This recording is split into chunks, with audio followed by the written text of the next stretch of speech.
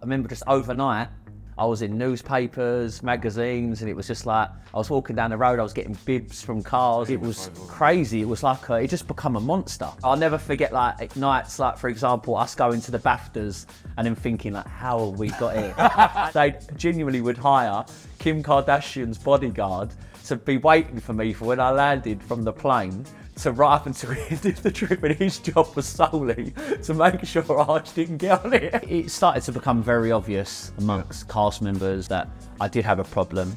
It got to a point where it wasn't rock and roll. It wasn't going out, birds, partying. It was very dark, loneliness, paranoia, psychosis indoors, and I'm spending Christmas alone. There was a time where I was like clean sober for maybe nearly a year. But then I got up to like 27 stone. So even though everyone's patting me on the back, but really I wasn't well. It got to a point my mum would come round and she got upset, like, I don't recognise my son anymore. She's had to have counselling and help off the back of what I've gone through. How we doing, you lovely, lovely people? Now this is the Men's Room podcast, the absolute governor podcast. And of course it's me, Tom Skinner, and the legend, ex-West Ham, ex-Tottenham, ex-Liverpool, Mr. Razor Ruddock, the one and only. How are you, bruv? Beautiful. Good week? Mate, I've been in Tenerife. Have you? Got a little suntan. Let's see, how you been? Did you buy that shirt in Tenerife? €10 on the beach. Bosh. Good darts, gun. Good darts. I've been to Cyprus. Yeah. Went to Cyprus golfing for 4 days. Well, you as well. I thought I'd have to get away. Cool, so I had 4 days. Good golf. Very quiet out there at the moment. Oh, yeah, very quiet there. I know. Very quiet. Yeah. Why are you an hour and a half late today, by the way? I've had a nightmare today. I've had an absolute nightmare, yeah. What? So I was gonna go on talkSPORT this morning, but it got cancelled. So I thought, lovely, I'll have a lay-in, get on the train, come and see you, bit of pasta at Little Italy, be a lovely day, do the podcast, fantastic. Anyway, 6 o'clock, phone goes, got a sore throat, open up the gym, so I went and opened up the gym. Then I didn't realise we had a sponsor come down to have a meeting with a sponsor. Then the boys down the other yard didn't have a key, so I had to go all the way down to the other yard. Then they started fighting over a brake light that was broke. And I was like, who's broke the brake light? And then I didn't actually tell them it was me that broke the brake light before I went on holiday. But they was arguing over that. And then I ended up round with them. Then I come back, got changed, and we've been on holiday for 2 weeks. Yeah. I've got no clothes. Oh. Yeah. All my nice clothes have been in the suitcase. Do you know, I want to wear something good for you, Ray. Do you know what I mean? Podcast. So I finally found something to wear. Yeah. I've got the worst trainers in the world, because that's all I could find. The old sparklers, look at them, yeah. And then I've had to wait to get a cab, because it's like a mile and a half. I thought it was raining. I thought I'll get a cab. Yeah. Cab didn't come in 15 minutes. Finally got on the train. My phone didn't work, the tappy thing to get on the train. I had to buy a ticket, missed the other train, yeah. Then I walked over, then someone started talking to me.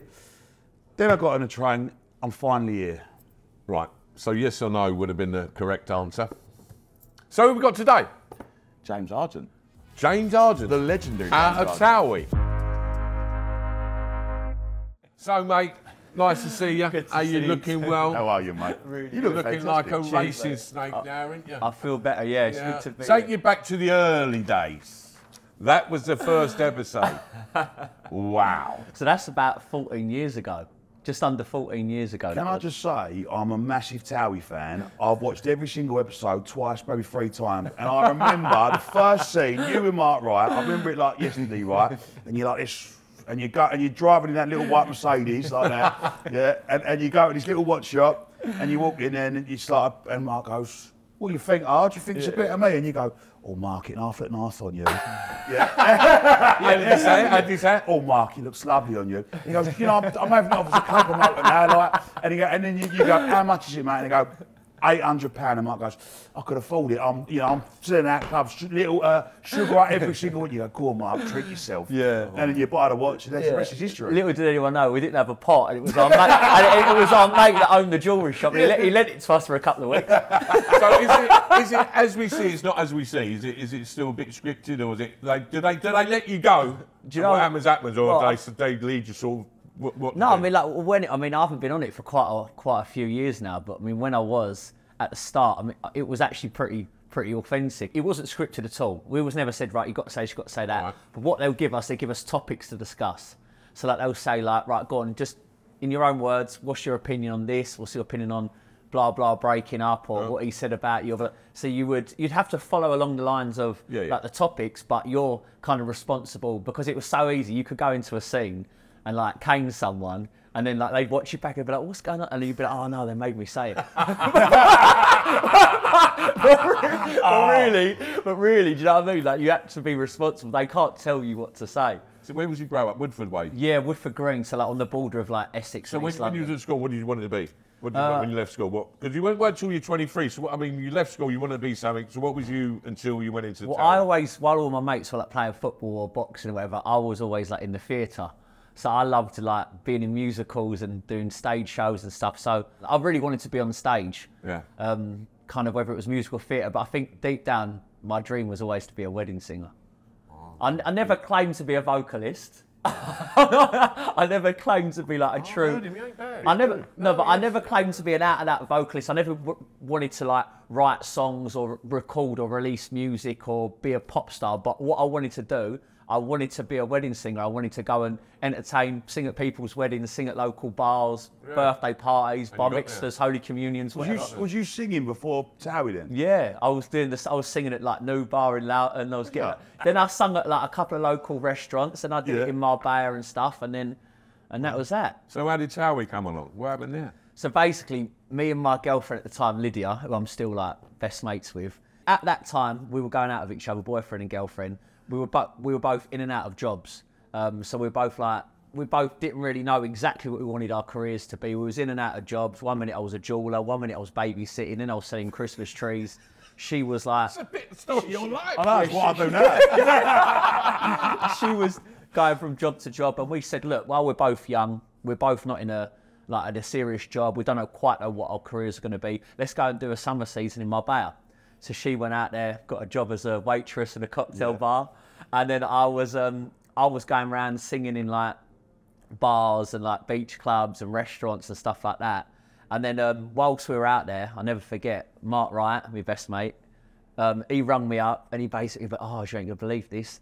They want to do a show based in Essex. They love the fact that Essex they love the fact that there was a lot of comedy, there was like good characters, also a bit of like girls would dress up, bit of glamour, like a bit of banter, and they just loved Essex. And they loved Mark because Mark he had like this on and off girlfriend. He also had a couple of other girlfriends on the side. He had a sister who wanted to be a pop star, footballer brother, mum, dad. So they loved Mark. I was really happy for him, and I'll never forget being in my bar with Lydia in our apartment, and we watched the adverts. I'm like, oh my God, like this Mark's going to be on a block. I was thinking, oh, it's going to be hilarious. Like Mark's going to be on the telly. And then basically, cut long story short, me and Lydia ended up having a row. I've gone back. The only thing I hadn't cast, they didn't have Mark's mate. Wedding singer. Been a pub singer. So they didn't have. Mark didn't have no mate. Yeah, they didn't have a mate for him to like talk about, things to go shopping with, have a laugh with, play football with. So they met me, and then within a couple of weeks, and that was it. It was just like it just all happened so fast. So the relationships are they're true. The relationships. Oh yeah, definitely like genuine like relationships. Obviously, real family members, and it was authentic, especially at the beginning. And the beauty of TOWIE, I think, which was different to anything you'd seen before, we would shoot an episode, say it takes 3 days of filming a week. We'd shoot it Monday, Tuesday, Wednesday, and then as soon as we'd shot a scene, it would go straight into an edit, which was 24 hours, and that episode would go out on the Sunday. So people were watching the show. You know, like most of these shows, they get recorded and it comes out months, weeks later. But with TOWIE, you'd shoot it a week before and it'd be out a week later. So people were like watching things that were currently going on, like, and it was like that was the beauty of it. Enjoyable as well. Yeah. You love getting up and going to work. Yeah, because it was just I was doing what I was doing every day with my best mate Mark. I was doing everything what we were doing every day, doing it on camera, and then we had this like it was just like a. So how many were the core group? How many was your?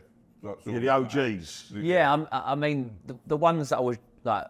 Mark was obviously my best friend. Amy Childs. Family. I kind of knew Amy, but I kind of got to know her more from being on the show. Joey Essex was one of my mates before I'd even started TOWIE. So what was it? 10 of you, the core, the main? I think it started off. There wasn't many of us at all. I think there was only about four or five blokes, and similar to girls. And then I think the cast gradually. Yeah. You got massive at one point, didn't it? Yeah, it was just like so many people in it. Following was huge. it was mad. Did you expect it to go? No, I remember going on TOWIE thinking, oh, you know what? If I could get a couple of wedding gigs off the back of it, if I could try, if I could, You become a superstar. Hey, do you know what? Look where it's took you. Yeah, I know. Look where you are now. without TOWIE, you wouldn't be sat here, my friend. Exactly. No, but I just remember literally thinking, oh, like, you never know, like, I might be able to get a few wedding gigs off the back of it, or I might be able to up my fee from 150 quid to 250 or something like that. Do you know what I mean? Right. And then, yeah, just like, I remember just overnight, I remember after the first episode gone out, I walked down the street or down the shops, and I was in newspapers, magazines, and it was just like, I was walking down the road, I was getting bibs from cars and all that. And I remember it was just like, it was crazy. It was like, it just become a monster. I suppose at the time you liked it, you know, you enjoyed it. When did it get on your nerves? I mean, there must be, we've all done, you know, even he gets people asking autograph now, didn't he, outside talkSPORT? I don't know. I mean, when you know, now, when he gets to you, now it don't bother me, I just don't. There is a time when you used to. I normally give him the phone to take the picture. That's what happens. Give me the phone. I think there was. I think there's like pros and cons with everything. You got to take the rough with the smooth. But I think where we were so young, obviously we had a lot of mistakes to make and you know, lessons to learn and kind of. When you're making those mistakes, ideally you want to like do it in private. But anything I'd done wrong just seems to make it in the hands of the son. I remember it was you. You bought Lydia a Cartier watch live on the telly, didn't you? On one of the shows. And she's mugged you off. I'm a big TOWIE fan, by the way. But you bought her a watch. She was like, Lydia, I'm sorry. She's like, no, James. No more. And the scene was her just leaving. But she kept the watch. No, James. So she always knew I did something wrong because I used to randomly get her gifts like a pair of shoes, and she'd know then I must have done something wrong. Listen, I generally do love TOWIE, yeah, right. It was when you first come on. Like we looked at all you lot and thought, wow, yous were the most famous people in the UK. In fact. Like it was. Do you remember it? It was mental. It was just like it was just kind of a monster, really, the way it took off. Do you know how much money I made off the back of you guys, right? So you had these stupid sayings like ream, shut up, well gel. They didn't have Bosch. No, they didn't say Bosch, obviously. Well, I've got these canvas bags made up with I love Essex, because I did put TOWIE in it first, and then I got told off, and I put I love Essex, and I was down Dagenham Market, Romford Market, Bovingdon Market. I was on Chris Street Market, sell these canvas bags, £3, 4 for a tenner, just saying, well, Joe, shut up, I love Essex. I absolutely cleaned up selling them. Oh, because of you lot. I didn't have my business brain. Everyone, I used to lie now. I didn't know any of you. So I was going like, I can make all of it. That's how people got on the show. They used to flag that they were our mates. So we'd do a scene from them, but we've never met this geezer before. So what was your cringiest thing you had to do, or the cringiest thing you've seen people do on the show? Getting dumped. I got dumped a few times. What about the windmill when you was naked? But you're bringing it all back for me as well. He's knocked on the door, stark naked, with a dicky bowl on that spins round. And a fish tank, wasn't it? Yeah, the fish tank. Gemma Collins opened the door. He's going, I love you, Gem. Gem's going, Arge. And then she goes, go on in, come in. I think we was trying to recreate, you know, that Frank Butcher famous Pat Butcher moment from EastEnders. I think that was like my take on that. And then the people didn't realise that men could get cellulite. I remember there was tweets like, God, I didn't know men could get cellulite. I thought it was just women. So at the end, why did you leave? I'm always welcome back. Are you going to come back? There's a new show coming out, isn't there? Why not? No. Come back. No. Listen, I'll be honest with you. Listen, I'm very proud of, you know, my time that I had on The Only Way is Essex, and changed your life. Changed my life forever. And you know, I'll never forget like nights like, for example, us going to the BAFTAs and then thinking like, how have we got here? and then the thing that tops it more than anything, I'll never forget being at the BAFTAs sitting there. We're in the same category as Downton Abbey. And then it's TOWIE versus Downton Abbey, and we got the award over them. The looks on people's faces, it was a disgrace. It was an absolute disgrace.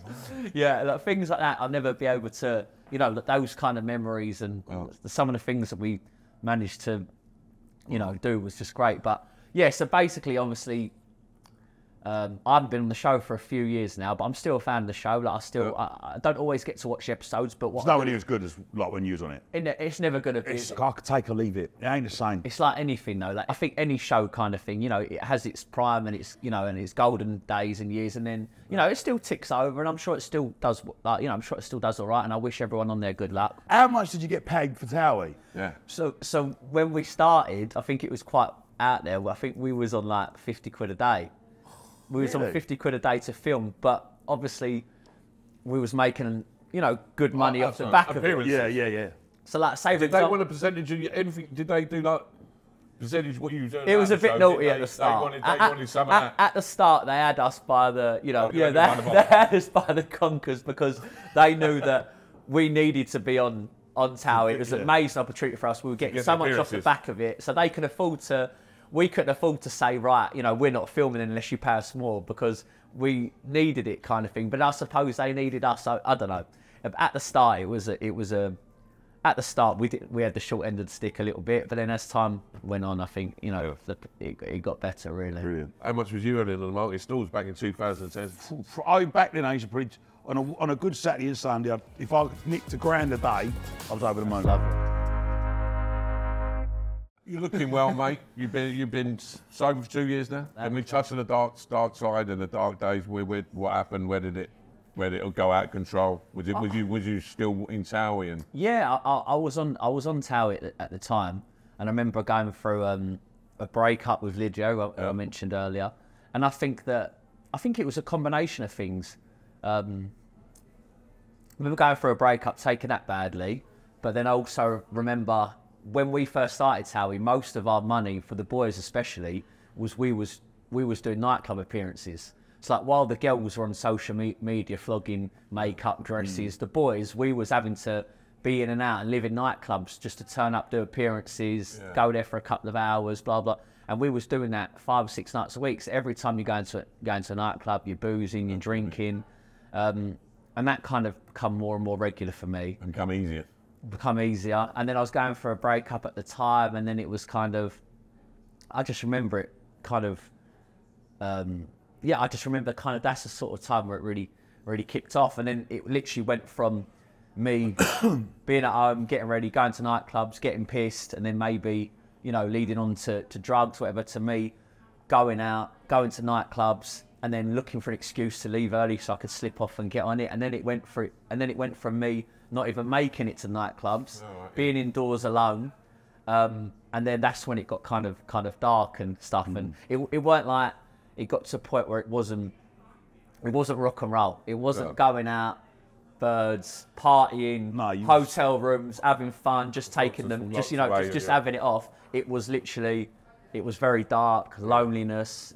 paranoia, psychosis, indoors, and I was battling that for a lot of many years, really. What was the final nail in the coffin? What made you change?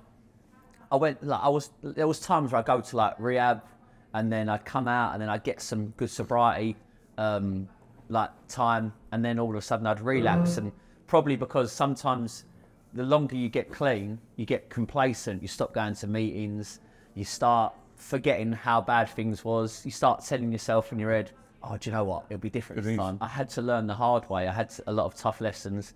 I had to learn the hard way.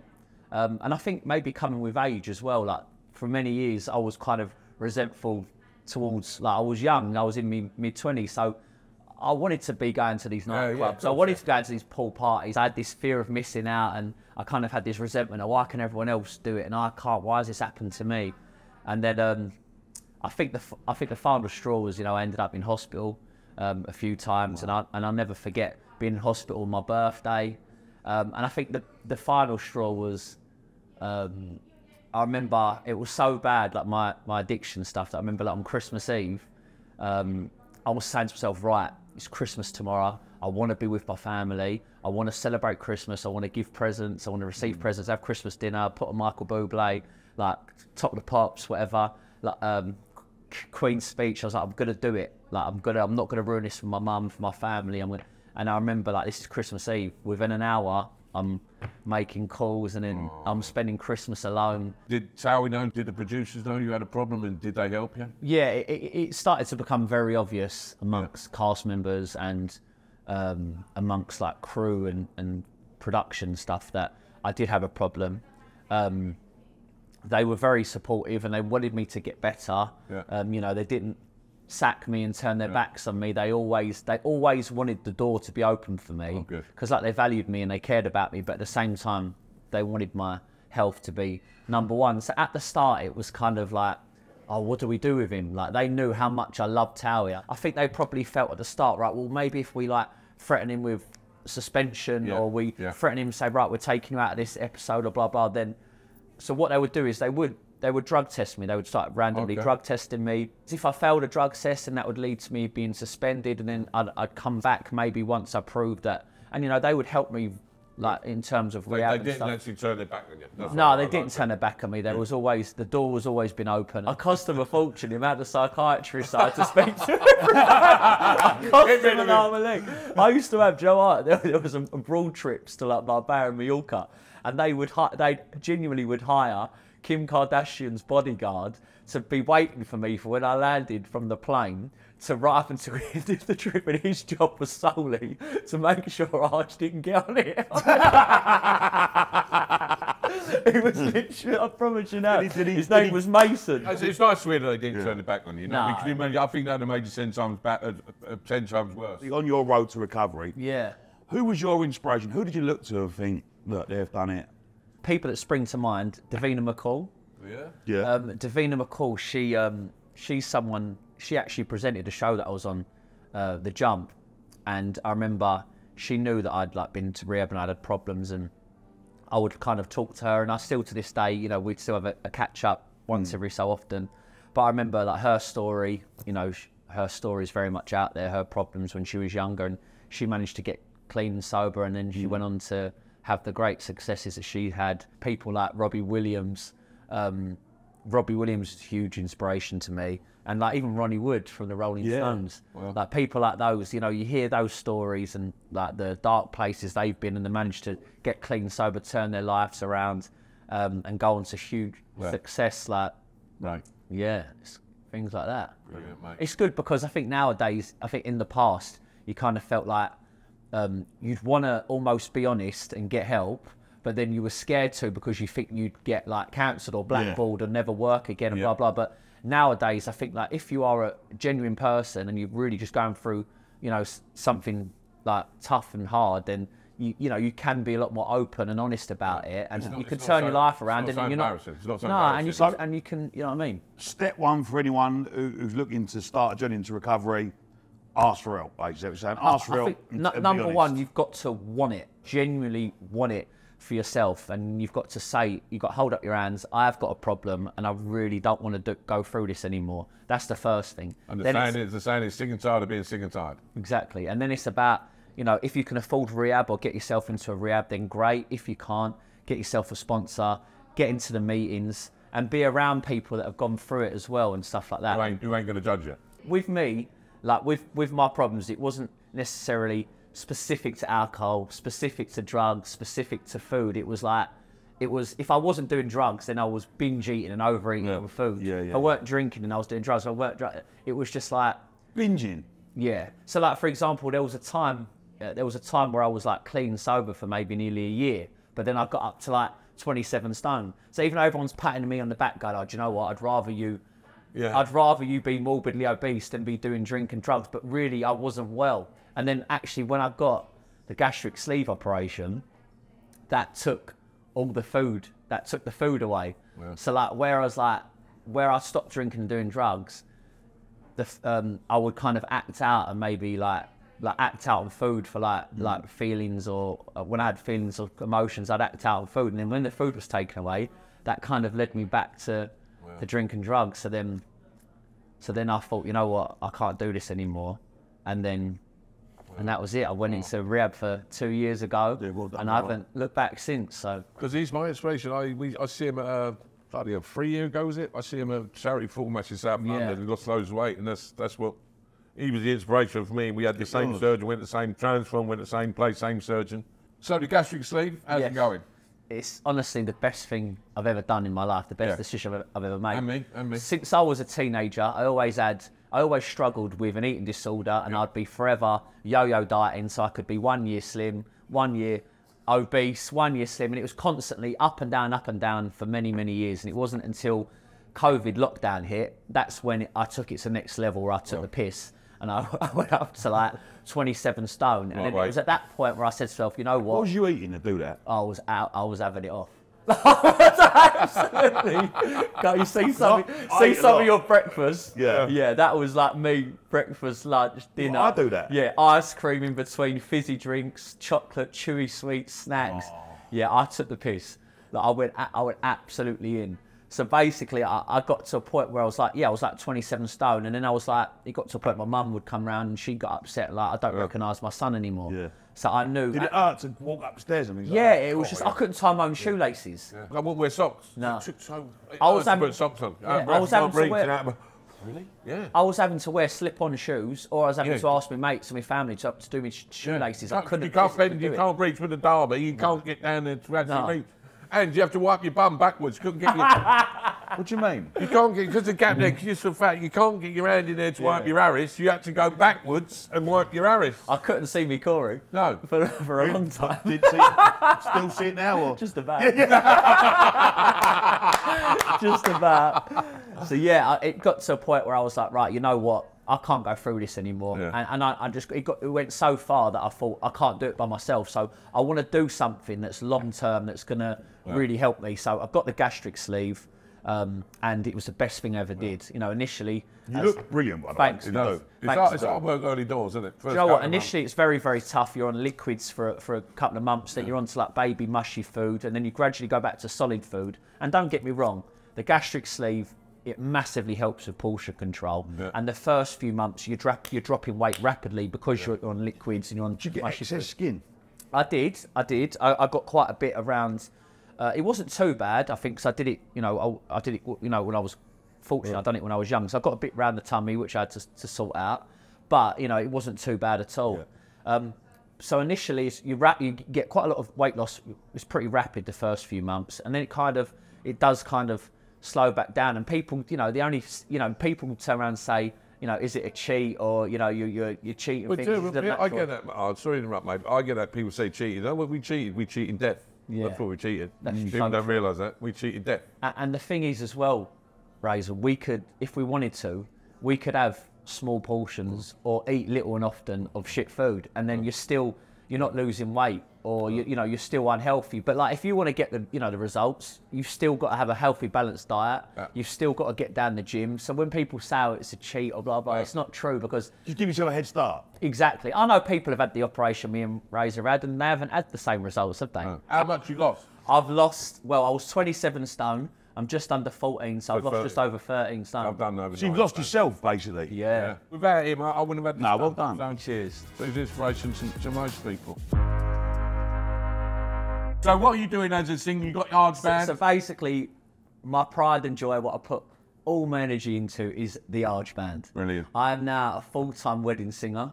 I've got my own party band, my own function band. We're doing gigs up and down the country, week in, week out. We're doing loads in Marbella, Mallorca, Ibiza, Portugal, and that is something that I'm proud of, because you know, when I started TOWIE, you know, some of the others, they had dreams of being a big reality star like the Kardashians, or they wanted to be like influencers. My dream was, oh, maybe if I could use this as an opportunity to kick off my wedding singing. And can I book you? Yeah, of course you can. Can I book you? I would love you to book me. So, right. Hold up, I don't want to book you, but can I come when you book it? Yeah, of course you can. Yeah, of course you can. No, right, so listen, I'm going to do a festival in my garden on the 1st of June for my twins' first birthday party, But like, I'm going to do it, it's not till June, but I'm going to do it proper. Big, it gives a little discount. Yeah, obviously. Celebs always get a discount. Do us an Insta story. I'm not a celeb. Do us an Insta story. Yeah, so like, that's why it's just something that I'm really proud of, because like I was saying before, like, don't get me wrong, I had great times on TOWIE, and I still enjoy doing a bit of TV, a bit of telly here and there. It's always fun. But it's just not something I've ever dreamed of being and wanted to be. Like, I'm finally doing what I've always wanted to do. Oh, well done, and man. it gives me like a lot of, it's not going to make me a multi-millionaire, but it gives me a good, comfortable life, and I get to travel, I get to have great experiences, and I love it. I love it. Keep spreading what you, listen, like, you've been through them dark places, mate, you know, with the drink, with the drugs, with the weight. There'll be so many people watching this today who think, I've just done it, I can do it. So, mate, you're an inspiration, and well done. Well, as I say, mate, you was inspiration for me. Without you, I might not be here. So thanks for coming. mate. We love you loads. I love you so. You make me smile. So, Arge, listen, we've loved having you on today. It's been brilliant, mate. yeah. But have you got a message for anyone watching this, maybe to help them on their journey? I just think that you hear so many stories of like tragedy, and like you always, this constant at press, like, you know, you always hear like get the bad stories and the tragedy, and I think it's important to know that sometimes when you're deep in addiction, whether it's I don't know, whether you've got a Gambling. whether it's gambling, whether it's like whether you're got an eating disorder, whether it's drink, drugs, it's when you're in it, it's so hard to get out, and it almost seems impossible. And you do hear so many stories of tragedy and bad endings, but there is a way of getting help and turning your life around. So I think it's important to know. I always say, listen, if you're drowning, you put your hand up for help, didn't you? If you're in a dark place, put your hand up, ask for help. And the thing is as well, it's not just about the people that are going through it. It's the family members that get affected. It's the wives, it's the kids, it's the mums and dads, the parents. Like what my mum's been through, she's had to have counselling and help off the back of what I've gone through. So it's also giving them a bit of hope as well, knowing that their son or their partners or their family members can get better. Do you know what I mean? Well, thank you for watching another fantastic episode of the Men's Room podcast. We've enjoyed it. I hope you have too. But whatever you're doing, make sure you like, share, I don't know, review it, do whatever you got to do, but definitely watch it. Otherwise, Rage is coming to get you. Dogs.